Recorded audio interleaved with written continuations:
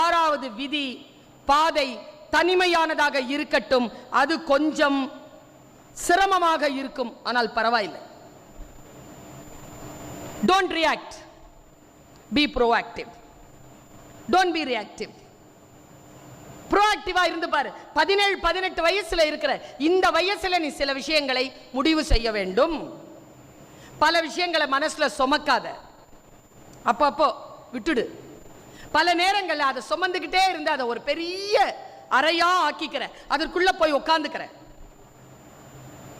நான் இப்படி சொல்றேன்பா, சில இடங்கள்ல நான் சொல்லி இருக்கேன். உன் மீது பேரன்பு கொண்டு இதை சொல்கிறேன். உன் கனவு நிறைவேற வேண்டும் என்றால் ஒரே ஒரு ஆயுதம் தான் இருக்கிறது, கல்வி. அதை பிடித்துக்கொள். நான் விளையாட்டுக்கு சொல்லல.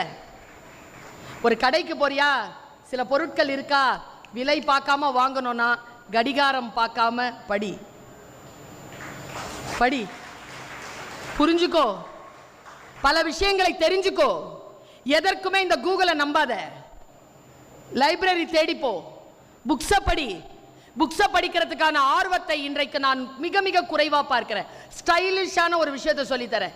இந்த ஆடியன்ஸ், என் குழந்தைகள், இந்த ஆடியன்ஸ் உலகத்தில் ஜெயிக்கணும்னு சொன்னா ரொம்ப எக்ஸ்பென்சிவான போனெல்லாம் வச்சுட்டு உள்ள போவாதீங்க.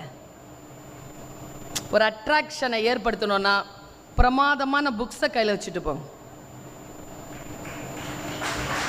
புக்ஸ் இருக்குல்ல, முன்னால் இருக்கிற ஆளை மிரள வைக்கும். நான் சும்மா சொல்லலை இதை. நான் ஒரு புக்கை கையில் வச்சிருந்தேன். நான் சொன்னால் உனக்கு ஏன் கோபம் வருகிறது? பெரியாருடைய புக்கு. 2 அடி தள்ளி நின்னா ஒருத்தன். கையில் புக்கு தாங்க வச்சிருக்கேன். புத்தகம் கையில் வைத்தாலே உங்களுக்கான ஆபத்து 2 அடி தள்ளி போகும். ஏன் தெரியுமா? புரிகின்ற குழந்தைகளிடத்தில் யாரும் வாலாட்ட மாட்டார்கள்.